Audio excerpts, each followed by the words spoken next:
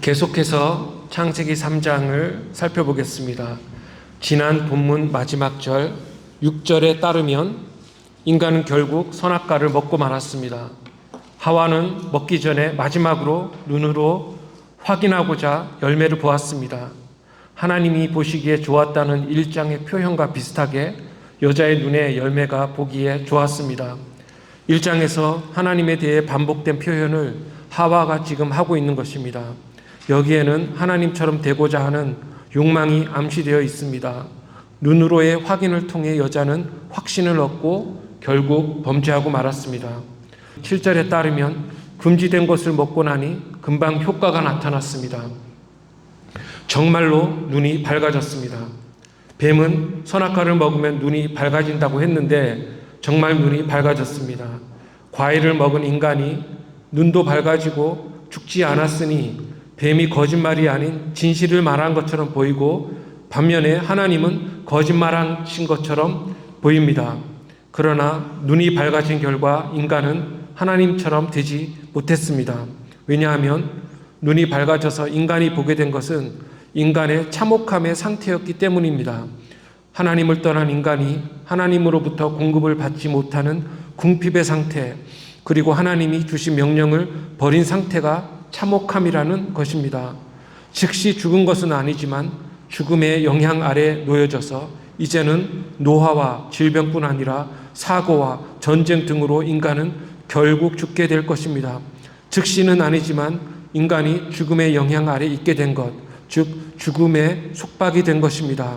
하나님을 떠난 참혹함과 죽음의 영향과 속박 아래 있게 된 것을 눈이 밝아진 인간이 즉시 느꼈습니다.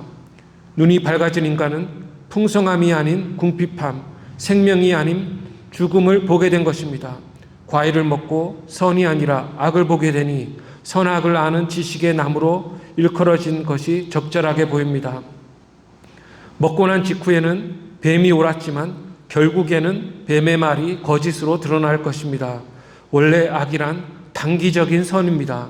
잠시 틀리지 않았다고 해서 거짓이 진리가 되는 것이 아닙니다. 영원히 옳아야 진리인 것입니다. 단기적 진리나 유사한 진리는 거짓입니다. 여자가 선악과를 보았을 때 과일은 보기에 아름다웠습니다. 그 아름다움의 판단자가 눈이 밝아진 후에 흉한 옷을 해입습니다. 인간이 무화과 나무 잎을 엮어 치마로 삼았더라고 성경은 말씀합니다. 타락한 두 인간은 서로와 하나님에 대해 몸을 가렸습니다. 그런데 그 가린 옷은 형편없는 옷이었습니다. 무엇으로 나뭇잎을 기웠을까요? 바늘이 아직 없었는데 말입니다. 어떤 도구를 썼든지 간에 나뭇잎 옷은 흉했을 것입니다. 타락한 인간은 그 이성이 혼돈스러워졌습니다. 그들은 옷으로 자신을 가릴 수 있다고 착각을 했습니다. 다른 인간에게서 나를 가릴 수는 있겠지만 하나님에게서는 숨을 수가 없습니다. 인간은 옷이라는 형편없는 물질로 서로와 하나님에게서 부끄러움을 가릴 수 있다고 착각했던 것입니다. 창피함을 나뭇잎으로 만들어진 옷으로 가리려 했지만 만들어진 옷은 더 흉하게 보였습니다. 그렇게 못생긴 옷을 입고 얼마간 있었습니다. 그런데 하나님이 나타나십니다. 다음 절 8절은 그때가 그날 바람이 불 때였다고 말씀합니다. 다른 성경은 날이 서늘할 때라고 한글이나 ESV나 NIV나 KJV가 번역하고 있고 저녁 바람이 불 때라고도 NLT라는 성경이 번역합니다. 일반적으로 하루 중에 아침이나 저녁에 바람이 불고 서늘하기는 합니다. 바람, 저녁, 서늘함이라는 단어가 시간적 배경으로 사용됩니다. 이런 표현이 왜 나올까요? 그것은 영이신 하나님의 임재를 나타냅니다. 하나님은 영이십니다. 영이시기 때문에 육신을 드러내지 않으시고 천둥이나 번개나 바람, 폭풍을 먼저 일으키시며 임재하시고 그 다음에 말씀하신다는 것입니다. 하나님의 임재를 바람, 폭풍으로 드러내신다는 것입니다. 하나님이 말씀하시니 이제 정신을 차려라, 그리고 잘 들어라고 하시는 것인데 하나님이 말씀하시기 전에 자연 현상을 통해 알리시는 것입니다. 그리고 바람과 서늘함은 인간의 마음에 일고 있는 격정을 반영하기도 하는 것 같습니다. 초조함과 불안함이 바람과 서늘함에 들어있다는 것입니다. 아무튼지 간에 그날 바람이 불 때 아담은 동산에 거니시는 하나님의 소리를 들었습니다. 하나님이 동산을 거니실 때 소리가 났다고 합니다. 하나님은 영이신데 동산을 어떻게 거니셨을까요? 하나님이 예수님처럼 육체로 나타나셨을 수도 있고, 그렇지 않다면 제가 잠시 전에 언급했듯이 하나님이 자연의 현상을 일으키셨다고도 할 수가 있습니다. 우리의 한글 성경은 하나님의 소리라고 번역하고 있는데, 영어 성경들은 소리라고도 번역하고 음성이라고도 번역합니다. 소리일 수도 있고 음성일 수도 있습니다. 만약에 그것이 소리라면 발자국 소리 같은 소리일 것입니다. 만약에 그것이 음성이라면 하나님이 아담을 부르시는 소리일 것입니다. 아담아, 아담아 하고 부르신다는 그 음성 말입니다. 타락한 인간은 하나님의 음성을 두려워하게 되었습니다. 출애굽기 20장을 보면 하나님이 번개와 연기로 나타나실 때 이스라엘 백성이 두려워서 떨며 우리가 죽을까 하나이다 라고 외쳤습니다. 죄는 하나님을 향한 것이므로 범죄한 인간은 하나님의 음성을 두려워합니다. 서늘한 바람이 불고 하나님이 거니시는 그 걸음소리가 나자 아담과 하와가 여호와 하나님의 낯을 피해 숨었다고 말씀합니다. 인간에게는 옳고 그름에 대한 판단력이 있습니다. 그것은 양심에 속한 것입니다. 양심은 자기가 어떤 것을 잘못했다는 것을 알고 있습니다. 그런데 양심은 주관적이어서 완전한 판단이라고는 할 수가 없습니다. 즉 인간은 자기가 잘못했다는 것은 알고 있는데 무엇을 잘못했는지는 깨닫지 못한다는 것입니다. 양심의 판단에 의해 서늘한 바람이 불고 하나님의 소리가 들리자 인간은 하나님을 피해 나무 사이에 숨었습니다. 동산에는 숨을 데가 나무밖에 없었습니다. 2장에는 나무가 여러 번 언급되었습니다. 나무는 먹을 열매를 제공하여 주었습니다. 나무들이 얼마나 컸는지는 모르겠지만 크지 않았을 것으로 추측됩니다. 그 별로 크지 않은 나무들 사이에 숨었다는 말은 잘 숨지 못했다는 말입니다. 숨바꼭질할 때 잘 못하는 아이는 머리만 딱 숨어놓고서 숨었다고 하듯이 하나님 앞에서 피해보았자 인간이 얼마나 잘 숨을 수 있을까요?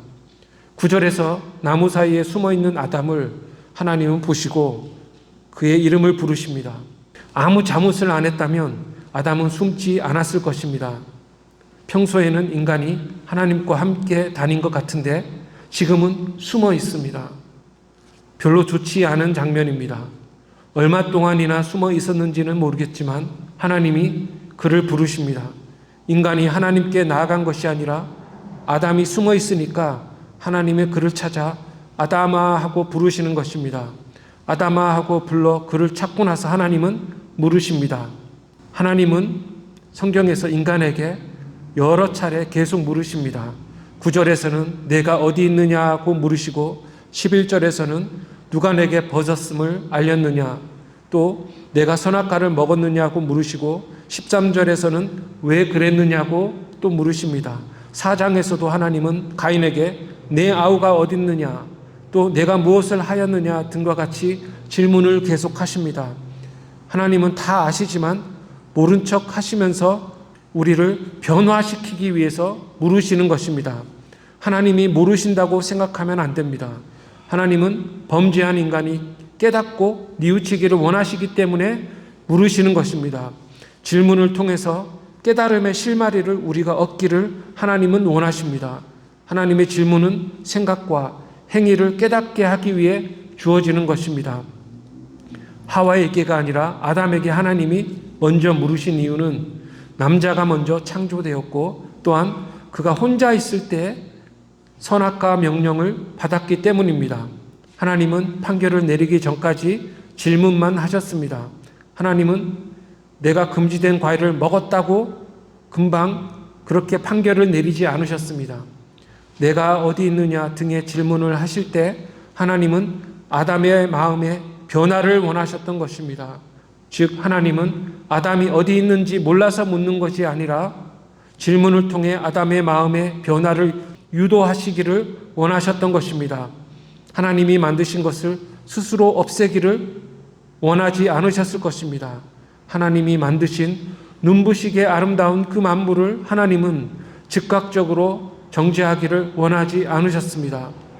인간이 뉘우치고 변화하기를 원하셨습니다. 바람이나 서늘함 같은 자연의 작용을 볼 때 아담은 깨달아야 했습니다. 천둥이 칠 때 사자가 되기를 서원했던 누구죠? 종교개혁가 루터처럼 말입니다. 아담은 하나님이 거느시는 소리에도 뉘우쳐야 했습니다. 하나님이 아담아라고 부르실 때도 그 음성에 아담은 뉘우쳐야 했습니다.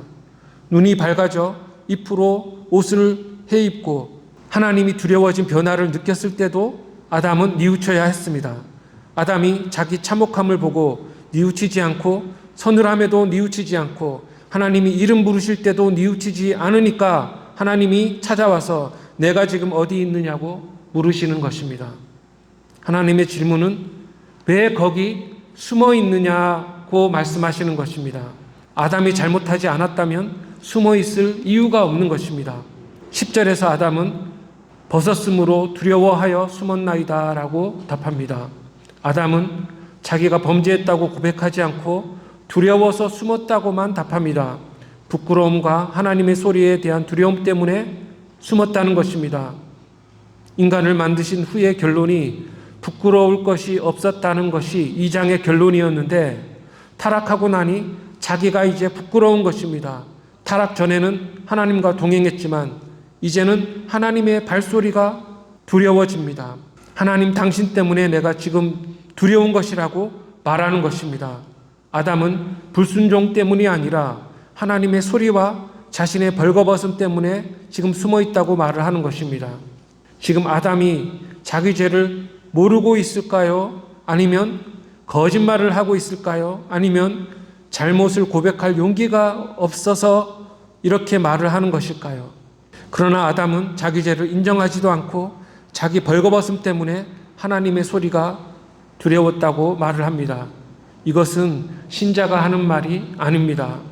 하나님과 화목한 인간은 자신을 부끄러워하지도 않고 하나님을 두려워하지도 않고 하나님의 진노를 두려워하지도 않습니다. 아담은 지금 뉘우치지 않고 있는 것입니다. 그래서 하나님은 11절에서 다시 물으십니다. 거길 보면 누가 너의 벗었음을 내게 알렸느냐? 내가 내게 먹지 말라 명한 그 나무 열매를 내가 먹었느냐고 하나님은 물으십니다. 다 아시는 하나님이 또 이렇게 물으시는 것입니다. 그것은 문제의 핵심이었습니다. 금지된 과일을 먹었느냐는 것입니다. 만약 그 과일을 먹지 않았다면 아담이 벗었음을 부끄러워하지도 않았을 것이며 숨을 필요가 없었을 것입니다. 부끄러워하고 두려워하고 숨는 이유는 그 열매를 먹었기 때문이라고 하시는 것입니다. 자기를 부끄러워하고 하나님을 부끄러워하고 숨는 것은 명령에 불순종했기 때문입니다. 이제 아담은 숨길 수가 없게 되었습니다. 그래서 12절에서 아담은 불순종의 죄를 범했다고 하지 않고 과일을 먹었다고만 말합니다.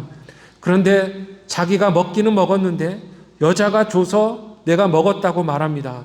그래서 12절을 보면 성경에서 아주 유명한 말을 합니다. 거기서 아담은 당신이 주신 바로 저 여자가 줘서 먹었다고 말합니다. 앞에서는 하나님의 소리 때문에 숨었다고 하면서 은근히 하나님을 비난하는 듯하더니 이제는 하나님이 만드신 저 여자 때문에 라고 합니다. 주다라는 동사가 여기서 2번 나옵니다. 주다라는 동사가 당신이 나에게 주신 저 여자에서 한 번 나오고 그 여자가 나에게 과일을 주어서라는 표현에서 한 번 나옵니다.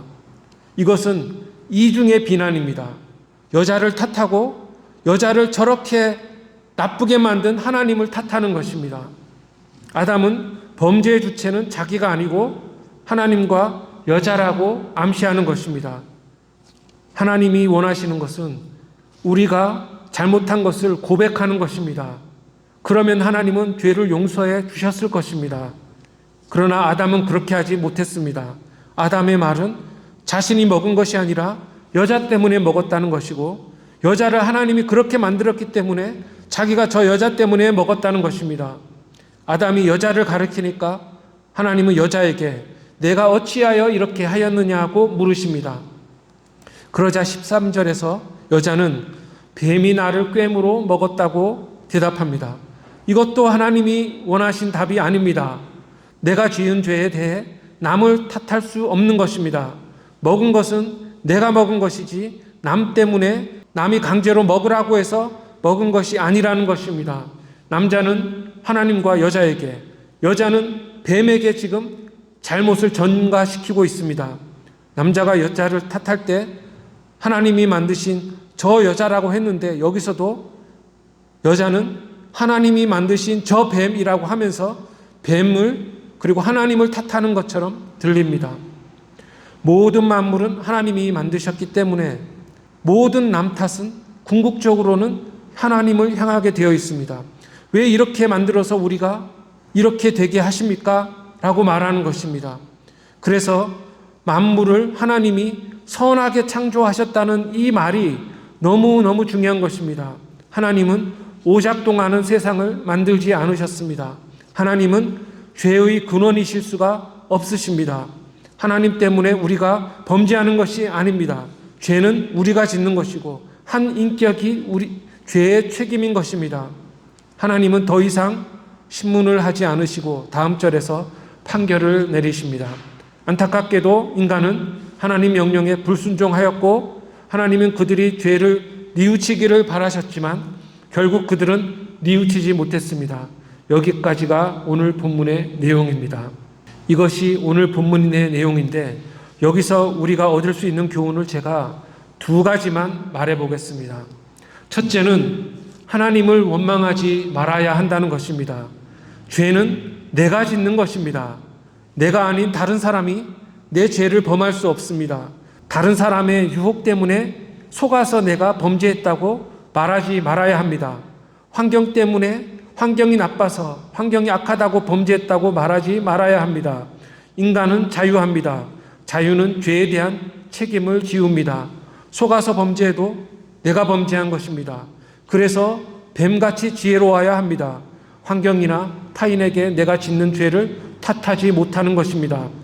죄뿐만 아니라 불행에 대해서도 마찬가지입니다. 내 불행에 대해 남이나 하나님을 원망하지 말아야 합니다.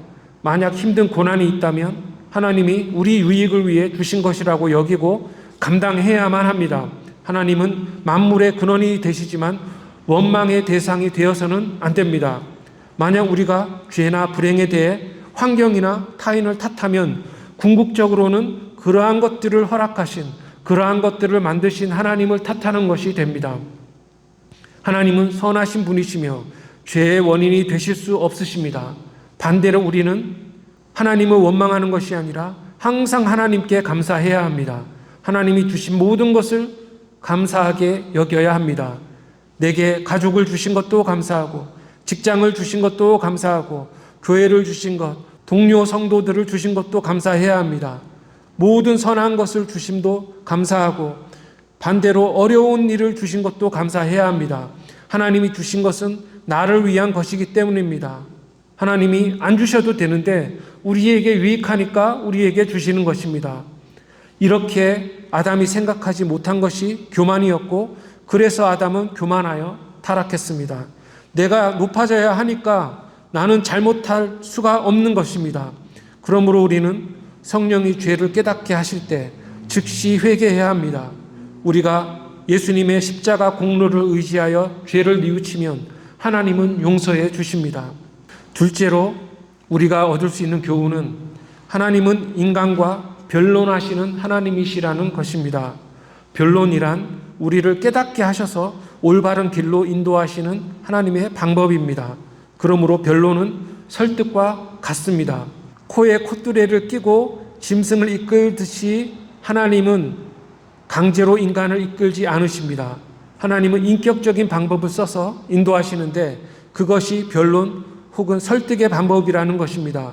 주된 변론은 성경 말씀을 통해 이루어지지만 다른 방법들도 많습니다. 변론에는 오늘 본문에 나오는 것들이 거의 다 속합니다. 예를 들자면 첫째는 하나님은 사고나 불행으로 말씀하시고 어떨 때는 행운을 통해서도 말씀하십니다. 차사고를 당하거나 심한 질병에 걸리거나 심각한 차사고를 아슬아슬하게 면할 때나 아담이 부끄러워한 것처럼 부끄러운 일을 당할 때나 이러할 때 하나님이 우리에게 말씀하시려는구나 생각하고 하나님의 음성에 귀를 기울이고 또 나를 돌아봐야 한다는 것입니다. 둘째로 하나님은 자연의 현상을 통해서도 변론하십니다. 본문의 말씀처럼 날이 서늘하고 바람이 부는데 하나님이 말씀하시는구나 생각해야 합니다. 가만히 있는데 갑자기 휙 바람이 불거나 맑은 하늘에 번개가 치거나 할 때 하나님이 중요한 말씀을 하실 수도 있구나 생각해야 합니다. 이웃이나 동료 신자들이 또 목회자를 통해서도 말씀할 수 있는 것입니다. 그런데 가장 중요한 변론은 기도하거나 성경을 읽을 때 또 찬송을 부를 때 가장 선명하게 말씀하십니다. 기도나 성경 읽기나 찬송 부를 때는 하나님의 말씀을 가지고 하기 때문입니다. 이 모든 방법들은 정상적인 하나님의 변론 방법들입니다. 이 모든 방법들이 먹히지 않을 때 하나님은 꿈이나 환상 같은 비정상적인 방법을 통해 말씀하십니다. 그러므로 꿈이나 환상은 비정상적인 변론 방법인 것입니다. 인간은 세상에 내버려진 존재가 아니고 어디서나 들을 수 있는 하나님의 음성을 통해 인도함을 받는 것입니다. 변론하시는 하나님께 우리는 귀를 기울여야 합니다. 우리의 책임은 항상 하나님의 음성을 듣고 그의 말씀에 순종하는 것입니다. 기도하겠습니다. 하나님 아버지, 오늘도 말씀을 통하여 하나님은 사랑 많은 아버지처럼 만물을 사랑하시며 항상 좋은 길로 인도하시려고 변론하시는 하나님이심을 깨닫게 하시니 참으로 감사합니다. 하나님의 음성에 민감하고 말씀과 명령에 순종함으로 하나님을 기쁘시게 해드리는 우리 모두가 되게 해 주시옵소서. 예수님의 이름으로 기도합니다. 아멘.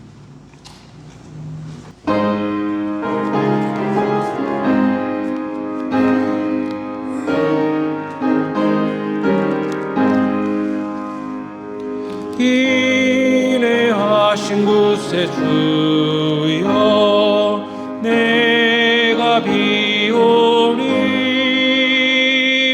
죄인 오라실 때에 날 부르소서. 주여 주여 내가 비오니 죄인 오라실 때에 날 부르소서. 자비하신 보좌 앞에 굴어 엎드려 복하고 회개하니 믿음 주소서. 주여 주여 내가 비오니 죄인 오라실 때에 날 부르소서. Trusting only in thy merit would I seek thy face. Heal my wounded broken spirit, save me by thy grace. Savior, Savior, hear my humble cry, while on others thou art calling, do not pass me by. 만복 근원 예수시여 하소서. 우리 주와 같으시니 어디 있을까. 주여 주여 내가 비오니 죄인오라 하실 때